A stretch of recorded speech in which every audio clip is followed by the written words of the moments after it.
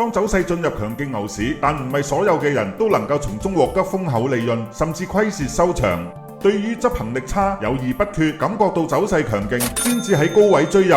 但係短期升勢即將結束，高位被套牢，走勢逆轉，價格下跌，開始感到恐慌，急忙沽出止蝕。沽出之後，價位止跌回升，錯過咗後續嘅上升走勢。我哋需要利用工具，採用 TT 趨勢通道，利用4小時圖或者日線圖。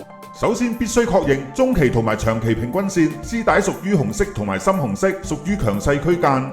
當陰陽燭或者趨勢線非常接近絲帶，低位小注買入，自己畫上一條防守線。如果稍後跌穿，立即沽出止蝕。當 AI 通道線發出綠色線底部支持，可以加注買入。